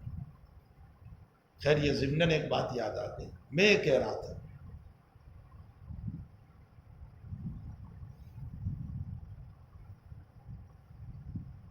کیا بات تھی، ہاں مسلم شریف کی روایت جس سے استدلال کرنا ہے، امام نووی نے یا امام مسلم نے باب قائم کیا ہے کہ اگر خودکشی کرنے والا مر گیا تو خودکشی کرنے والے کے لیے دعا کرنا جائز ہے۔ وہاں امام مسلم روایت لائے ہیں کتاب الایمان میں کہ ایک صحابی کے بھائی نے خودکشی کی تھی، یہ رگیں کاٹ دی تھی ہاتھ کی، تو صحابی نے خواب میں ان کو دیکھا کہ پورا بدن ان کا صحیح سالم ہے اور بہت اچھے طریق پر ہے، ان سے پوچھا کہ کیا حال، فرمایا تعالیٰ نے مجھے مغفرت کی، اور یہ مغفرت ہوئی نسبت صحابیت پر، چونکہ آپ صحابی رسول ہیں، لیکن کسی وجہ سے انہوں نے یہ قدم اٹھا لیا تھا، لیکن ہاتھ پر پتی تھی۔ تو بھائی نے پوچھا یہ پتی؟ فرمایا اللہ نے مجھ کو یوں کہا، لیکن جس کو تو خراب کر کے آیا اس کو میں اچھا نہیں کروں گا۔ اس کے لیے پتی بدی ہوئی تھی، باقی پورا بدن صحیح سالم تھا۔ نبی علیہ السلام سے یہ خواب بیان فرمایا تو نبی علیہ السلام نے اس کے ہاتھ کے لیے دعا فرمائی، اللہم اغفر ولیدیہ، اللہ ان کے ہاتھ کی مغفرت فرما۔ آپ نے خودکشی کرنے والے کے لیے دعا کی۔ ظاہر سی بات ہے کہ کسی غیر مسلم کی حیاتی میں ہدایت کی دعا تو کی جا سکتی ہے، لیکن وفات کے بعد رحمت کی دعا نہیں کی جا سکتی۔ آپ اس کے لیے رحمت کی دعا فرما رہے ہیں جس نے خودکشی کی تھی۔ اگر گناہ کبیرہ کی بنیاد پر خارج عن ایمان تھا تو نبی علیہ السلام نے دعا کیسے فرمائی؟ یہ تو میں مستچن آپ کو گنوا رہا ہوں، جمہور اہل سنت و جماعت کے مستدلات، ورنہ جہاں کتاب چلے گی تو وہاں آپ ان مستدلات کو پڑھو گے کہ گناہ کبیرہ کا مرتکب خارج عن ایمان نہیں ہوتا، الا یہ کہ وہ گناہ کو حلال سمجھ کر رہا ہے تو پھر دوسرا مسئلہ، اس لیے کہ وہاں خروج ایمان کا فتویٰ وہ حلت و حرمت کی بنیاد پر ہے، عمل کی بنیاد پر نہیں۔ عمل کی بنیاد پر کفر کا فتویٰ نہیں ہو سکتا۔ کوئی نماز نہیں پڑھتا اس کا اپنا گناہ ہے، جزیاتی مسئلہ ہے، لیکن کوئی اس طرح کہہ کر نماز نہیں پڑھتا کہ نماز میں کیا رکھتا ہے، میں نہیں مانتا ہوں نماز کو، تو اب نماز کو نہ ماننے کی بنیاد پر اور تحقیر صلاۃ کی بنیاد پر انکار آیت کرنے والا ہوا، انکار حدیث کرنے والا ہوا، اس لیے اس کو کفر بنا۔ بات سمجھنا، دونوں میں فرق ہے۔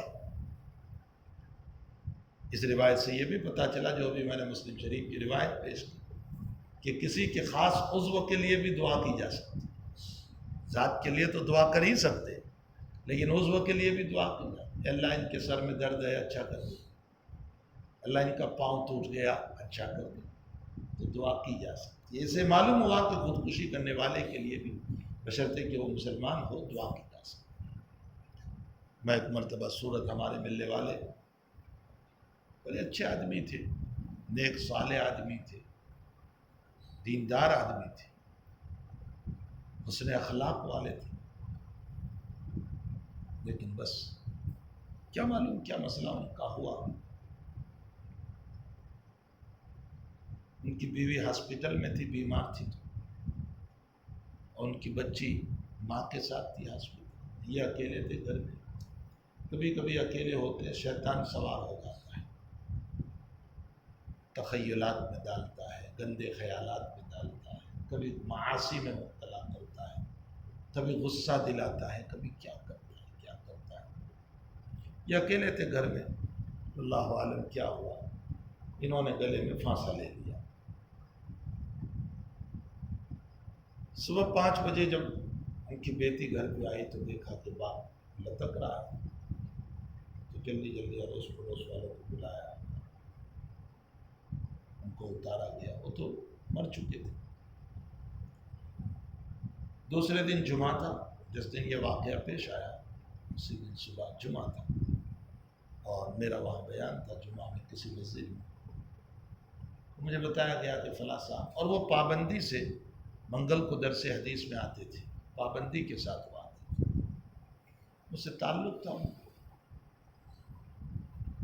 تو میں نماز کے بعد ان کے گھر پہنچا، اس لیے کہ ان کی تدفین بعد العصر تھی، جمعہ کی نماز کے بعد میں ان کے گھر پہنچا، تو ان کی ناش کے پاس مجھے لے گئے، میں نے وہاں دعا کرائی کہ اللہ ان کی مغفرت فرما، جو بھی قصور ہوا ان سے، لیکن اس کے قصور کے مقابلے میں تیری رحمت وسیع ہے۔ میں نے یہی کلمات کہے تھے، اللہ اس کو معاف کر دے۔ اس کے بعد جب منگل آیا تو منگل کے مجلس میں کسی نے پرچی بھیجی، سوال جواب وکیل میں کچھ کرتے ہیں، تو کسی نے پرچی بھیجی کہ کیا سوسائڈ کرنے والوں کے لیے دعائیں مغفرت کی جا سکتی ہے۔ وہی میرے عمل پر کسی نے اشکال کیا تھا، تو پھر میں نے مفصلاً یہ حدیث مسلم شریف کی بتائی اور میں نے کہا نبی علیہ السلام سے ثابت ہے۔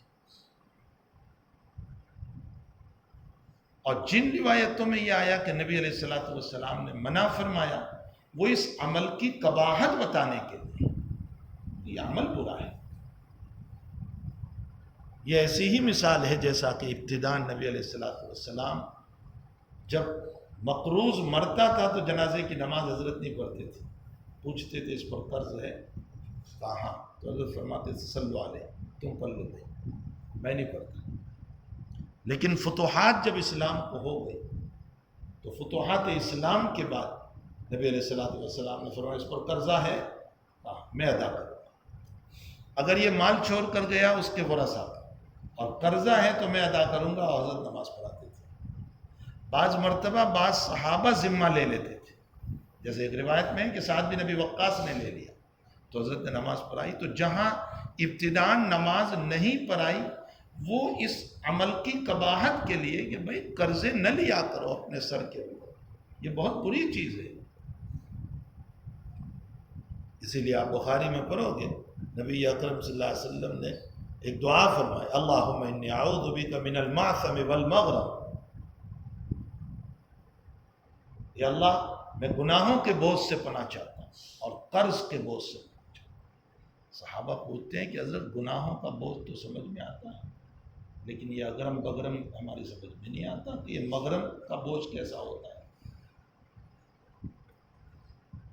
تو حضرت نے فرمایا کہ جب انسان قرضدار ہوتا ہے تو اذا حدث کذب، بات بات میں جھوٹ بولتا ہے، وَإِذَا وَعَدَ أَخْلَفَ، وعدہ کرتا ہے تو خلاف وعدہ، آج نہیں کل، کل نہیں پرسوں، پرسوں نہیں ہے ترسوں، پھر بات بات میں آج پیسے آنے والے ہیں، کل آنے والے ہیں، پرسوں آنے والے، وہ زمین بکی نہیں، وہ بک گئی اب دے دوں گا، وہ دکان کے پیسے نہیں، روزانہ کچھ نہ کچھ ہیلا چلتا رہتا ہے، تو ایک بہت بڑا بوجھ آ جاتا ہے سر کے اوپر۔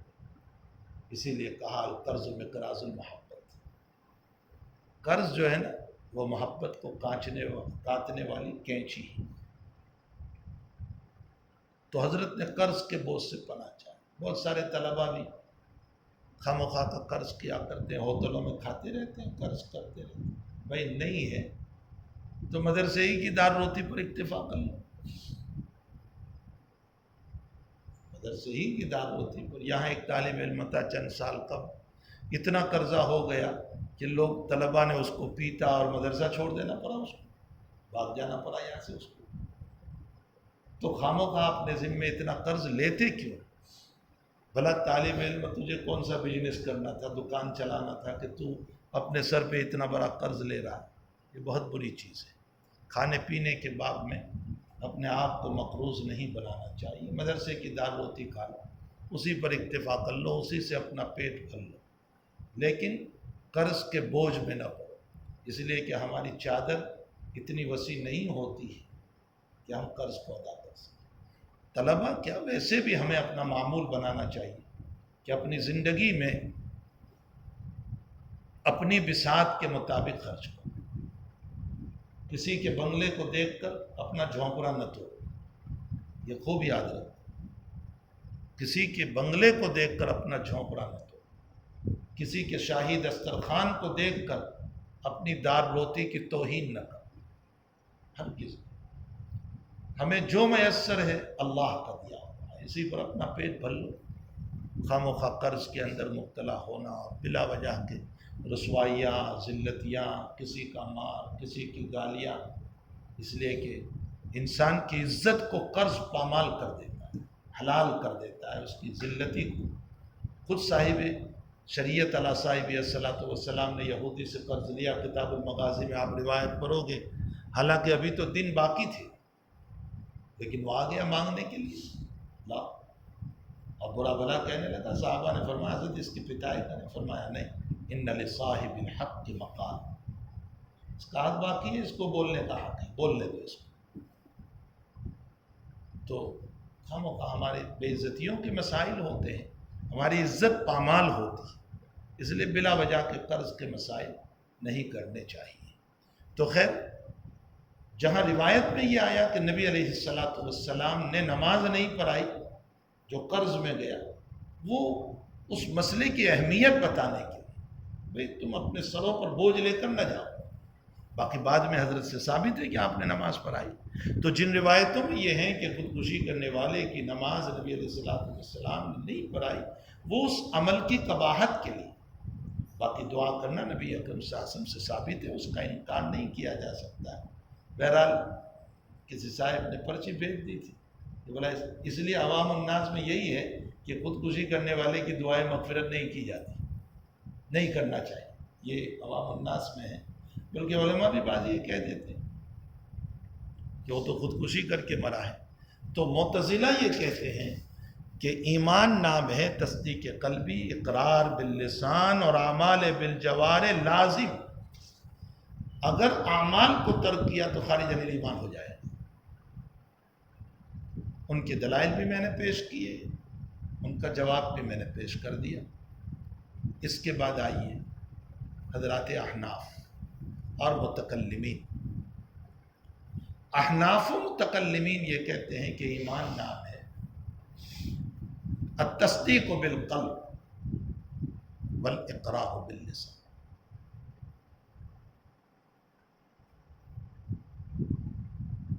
واعمال الجوارح لتکملۃ الایمان. ایمان نام ہے تصدیق قلبی کا، اقرار باللسان کا. اعمال تعریف میں داخل نہیں. اعمال ایمان کی تکمیل کرنے والی چیز ہے. اس کا مطلب یہ نکلا کہ حنفیہ اور متکلمین کے وہاں اعمال ایمان کی تعریف میں داخل نہیں ہے. حضرات محدثین اور اسی میں ائمہ ثلاثہ حضرت الامام مالک رحمۃ اللہ علیہ، امام شافعی رحمۃ اللہ علیہ، امام احمد بن حنبل رحمۃ اللہ علیہ، ہمارے امام ابو یوسف رحمۃ اللہ علیہ، سفیان ثوری رحمۃ اللہ علیہ، حضرت الامام بخاری رضی اللہ تعالیٰ اور بے شمار محدثین اس بات کے قائل ہیں کہ ایمان نام ہے التصدیق بالقلب والاقرار باللسان والاعمال بالجوارح. ایمان نام ہے تصدیق قلبی، اقرار باللسان اور اعمال بالجوارح. اس کا مطلب یہ نکلا کہ ان سارے اکابر کے وہاں اعمال ایمان میں داخل ہیں. اب اس پر اشکال ہوگا کہ معتزلہ اور خوارج بھی کہتے ہیں کہ اعمال ایمان میں داخل ہے، اور آپ بھی کہہ رہے ہیں کہ اعمال ایمان میں داخل ہے، تو پھر آپ کے اور ان کے مسلک میں کیا فرق رہا؟ اس کا جواب یہ ہے کہ معتزلہ اور خوارج نے اعمال کو جزء لازم قرار دیا، حتیٰ کہ ترک عمل پر کفر کا فتویٰ دیا، خارج عن ایمان کا فتویٰ دیا. اور محدثین اور ان اکابر کے وہاں اعمال ایمان کا جز ہے لیکن جزء لازم نہیں. ترک عمل پر خارج عن ایمان نہیں ہوگا، البتہ ایمان میں نقص پیدا ہو. یہ ایسا ہی مسئلہ ہے جیسا کہ ایک درخت ہے، اگر اس درخت کے شاخوں کو آپ نے کاٹ دیا تو درخت اپنی جگہ باقی رہا لیکن نقص والا درخت. اس سے درخت کا انکار نہیں ہو سکتا، درخت اپنی جگہ موجود ہے. اور شاخوں کے کاٹنے سے اس کا جو تنا ہے وہ مرنے والا نہیں ہے. تو آج شاخ کاٹ دی، کل کو پھر شروع ہو جائے گا. تو اعمال شاخیں ہیں. اگر آپ نے ترک اعمال کیا ہے تو ایمان کا تنا اپنی جگہ برقرار رہے گا. کشجرۃ طیبۃ اصلھا ثابت وفرعھا فی السماء. اور نفس ایمان باقی ہے، جیسے وہاں درخت نفس تنا باقی ہے، اسی طرح ایمان بھی. یہ ہے فرق معتزلہ خوارج کے مسلک میں اور محدثین کے مسلک میں. تو سمجھ میں بھی آیا. یہاں تک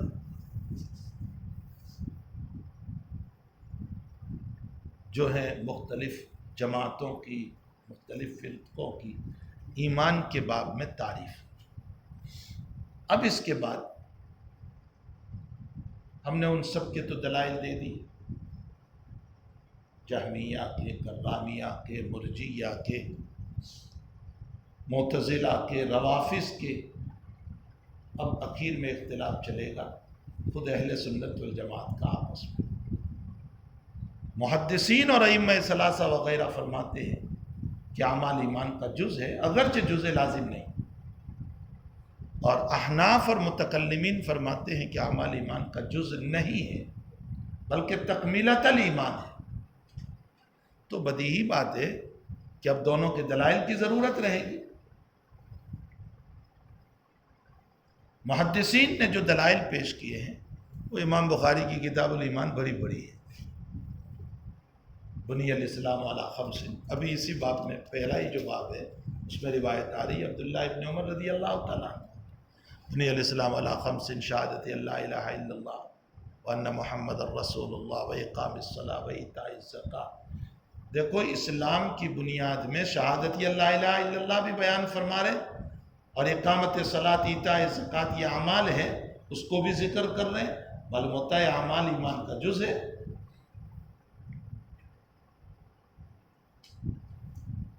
آپ کتاب الایمان میں پڑھو گے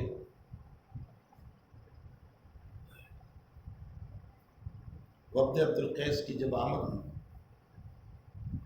اور حضرت سے فرمایا کہ حضرت کوئی جامع نصیحت فرما دیجیے تاکہ ہم اپنے علاقے میں جا کر کے کام کریں، اس لیے کہ ہم آپ کے پاس بار بار نہیں آ سکتے۔ تو آپ نے فرمایا آمرکم باربع وانہاکم باربع، میں تمہیں 4 باتوں کا حکم دیتا ہوں، 4 باتوں سے منع کرتا ہوں۔ کتاب الایمان میں روایت آئے گی باب اداء الخمس من الایمان، یہ باب آئے گا، اس کے تحت روایت ہے، صفحہ 12 پر یہ روایت ہے۔ میں تمہیں 4 باتوں کا حکم دیتا ہوں، 4 باتوں سے منع کرتا ہوں۔ کون سی 4 باتوں کا؟ الایمان باللہ وحدہ، پہلی بات، واقام الصلاۃ وایتاء الزکوٰۃ،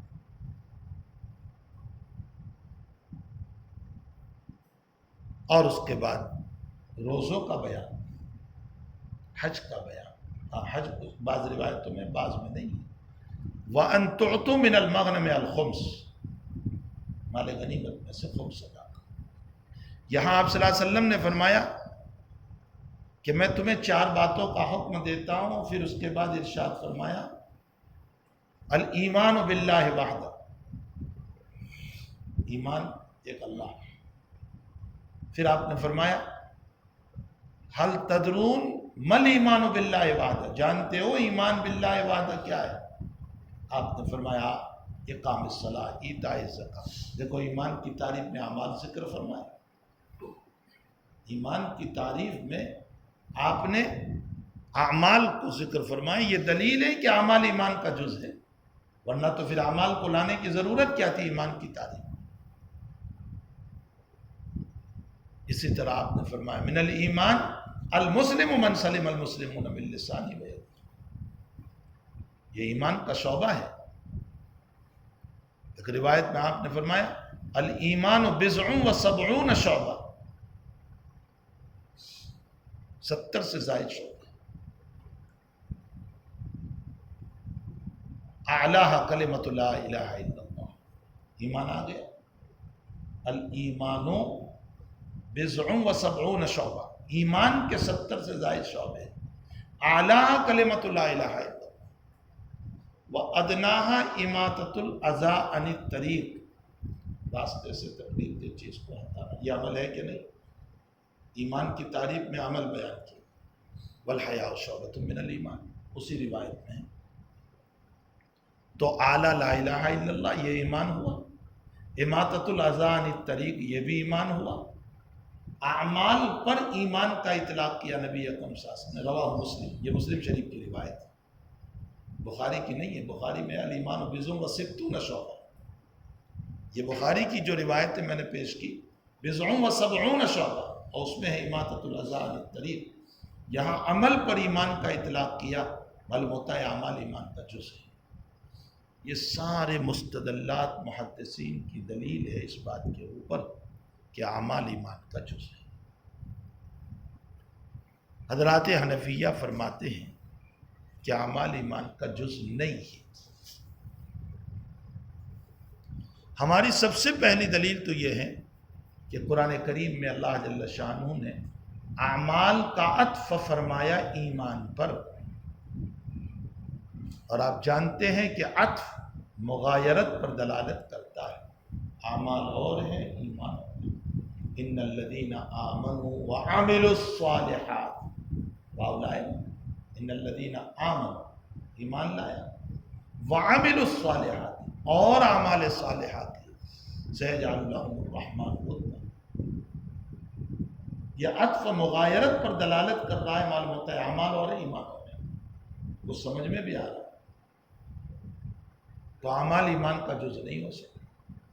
اگرچہ محدثین نے اس کا جواب دیا ہے، اس لیے کہ ملا آباشت کی چون نشر جواب جانبین سے چلتے ہیں.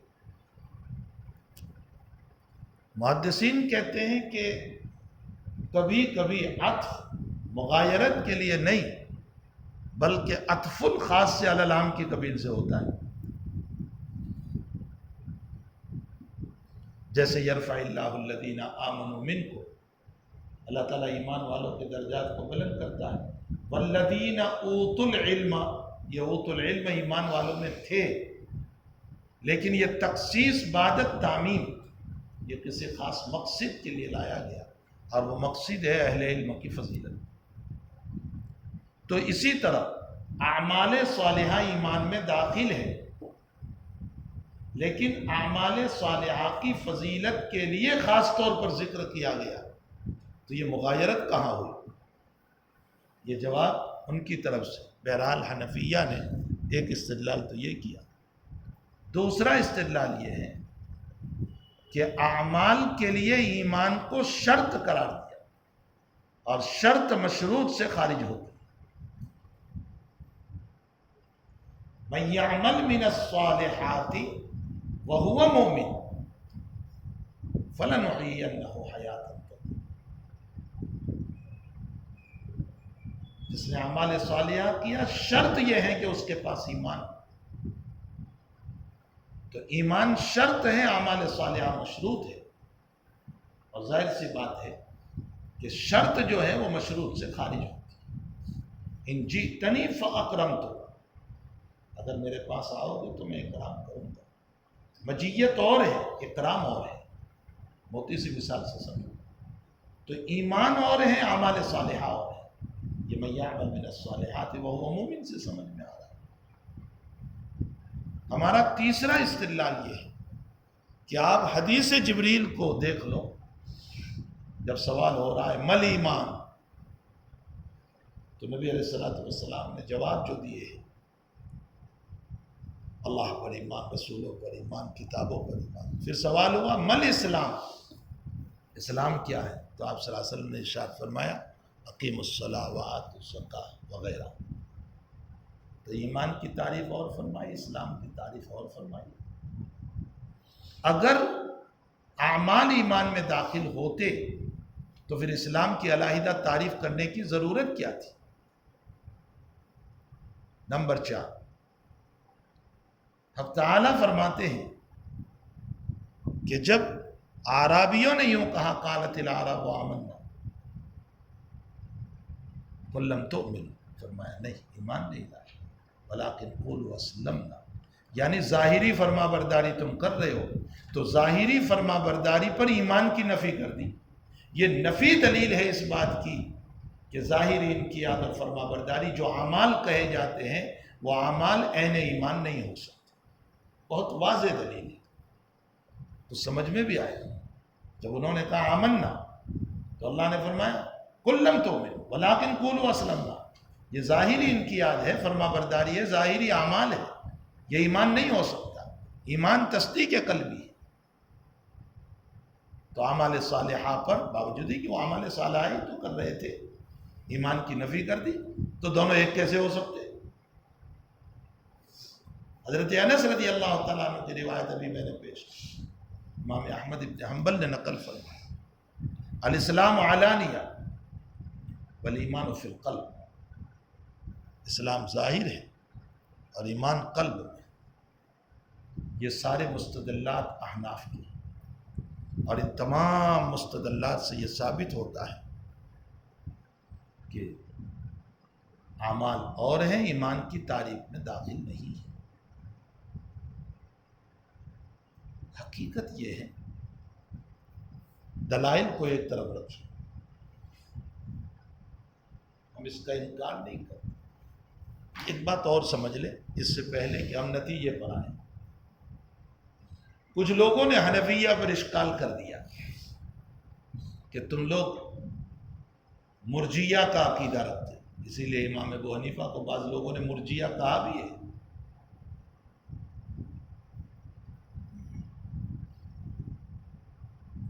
تاکہ اچھے خاصے لوگوں نے مرجیہ، ابن تیمیہ نے مرجیہ کہا۔ لیکن جو لوگ اس جملے کو پڑھ لیتے ہیں وہ ابن تیمیہ پر تو کلام کرنے لگ جاتے ہیں، حقیقت نہیں جانتے۔ ارجا یرجی ارجاؤن کا معنی ہوتا ہے پیچھے ڈال دینا۔ وآخرون مرجون لامر اللہ، غزوہ تبوک میں پیچھے رہنے والے 3 صحابہ کے مسئلے کو اللہ نے مؤخر کر دیا، یعنی ان کے بعد میں توبہ کا مسئلہ ابھی نہیں، تو پیچھے ڈال دیا۔ حضرات حنفیہ پر جو مرجیہ کا جن لوگوں نے اطلاق کیا وہ بئی مانا کہ ہم نے اعمال کو ایمان کی تعریف سے خارج کر دیا، بس اتنا سا۔ ورنہ مرجیہ کا عقیدہ اور ہے۔ مرجیہ تو صرف اس بات کے قائل ہیں کہ التصدیق بالقلب فقط، باقی گناہ سے نقصان نہیں، اعمال صالحہ سے نفع نہیں۔ تو سمجھنا، امام بخاری کی پوری کتاب الایمان مرجیہ کی تردید میں ہے، پورا کتاب الایمان مرجیہ کی تردید میں ہے، جنہوں نے اعمال ظاہرہ سے فرمایا کوئی نقصان نہیں ہوگا جتنے گناہ چاہے کرو، اور اعمال صالحہ سے کوئی نفع نہیں ہوگا چاہے نہ کرو،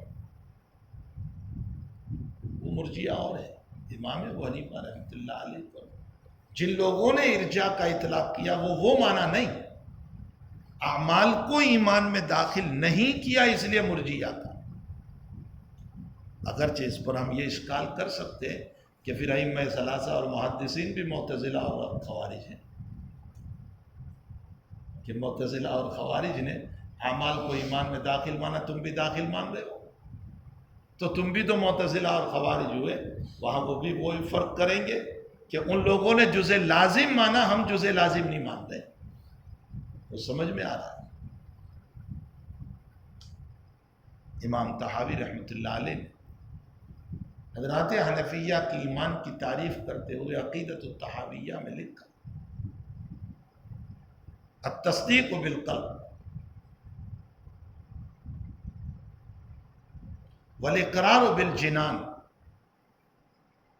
باللسان نہیں ہے، بالجنان ہے، اعضاء سے اقرار کرنا۔ یہ اعضاء سے اقرار کیا بات ہو گئی؟ زبان سے بھی بولو گے، اپنے ہاتھ پاؤں سے بھی اتباع کرو گے، یہ اقرار بالجنان ہی تو ہوا۔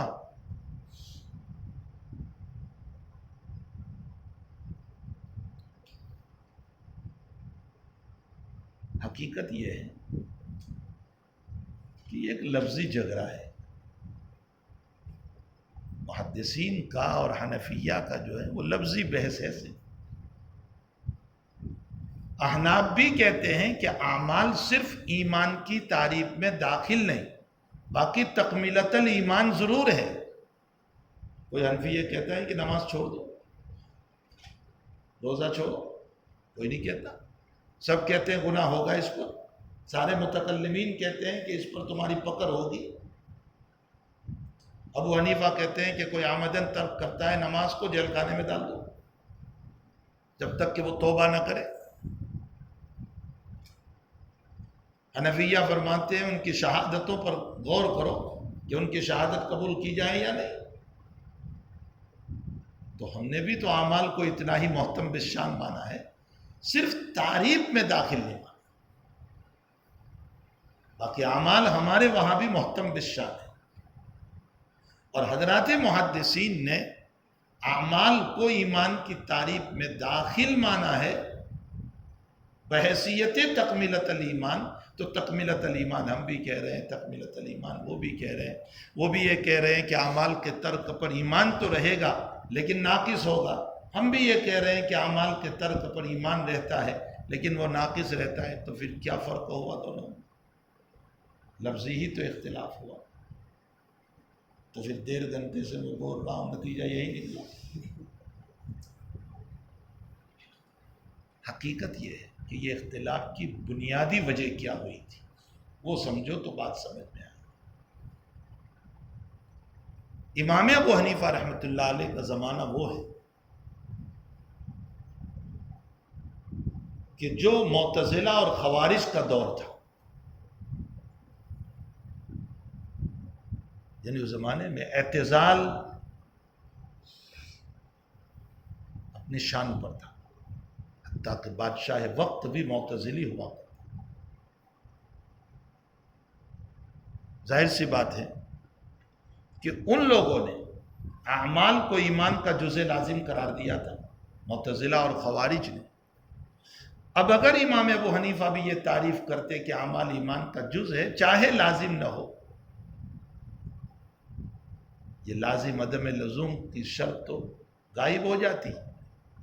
اگر ابو حنیفہ اعمال کو ایمان میں داخل کہہ دیتے تو لوگ بیان کر دیتے کہ ابو حنیفہ معتزلہ کی تائید کر رہے ہیں۔ معتزلہ کی تردید مقصود تھی، اس لیے آپ نے فرمایا کہ اعمال ایمان میں داخل نہیں۔ سمجھ میں آیا؟ میں آپ کو مقدمے میں بتا چکا ہوں کہ بروں کی طرف سے جب کوئی بات چلتی ہے نا، اگرچہ اس کا قائل کوئی اور چھوٹا بھی ہوتا ہے، لیکن بات بروں ہی کی طرف منسوب ہو جاتی ہے کہ فلاں شیخ صاحب نے کہا تھا، فلاں مفتی صاحب نے کہا تھا، حالانکہ وہ کسی اور نے بھی کہا ہے، لیکن اس کی طرف کوئی منسوب نہیں کرے گا۔ یہ دنیا کا دستور ہے۔ اگر امام ابو حنیفہ رحمۃ اللہ علیہ اعمال کو ایمان کی تعریف میں داخل مانتے اور یہ تعریف کرتے التصدیق بالقلب والاقرار باللسان والاعمال بالجوارح، تو لوگ یہ کہہ دیتے کہ وہ امام ابو حنیفہ معتزلہ کی تائید کر رہے ہیں، آپ کو ان کی مخالفت کرنا تھا، اس لیے اعمال کو ایمان کی تعریف میں داخل نہیں مانا، لیکن یہ ضرور فرمایا کہ تکملۃ الایمان ہے۔ سمجھ میں آئے؟ اور محدثین کے زمانے میں مرجیہ بہت تھے، جنہوں نے اعمال کو کل عدم قرار دیا تھا، کہتے تھے عمل کی کوئی ضرورت نہیں۔ تو ان کی تردید کے لیے حضرات محدثین نے اعمال کو ایمان کی تعریف میں داخل فرمایا، تاکہ مرجیہ کی تردید ہو جائے کہ نہیں، اعمال کرنے ہوں گے۔ تو اصل میں یہ اختلاف زمانے کے اعتبار سے ہوا ہے، ورنہ حقیقت میں کوئی اختلاف نہیں ہے۔ اہل سنت والجماعت کا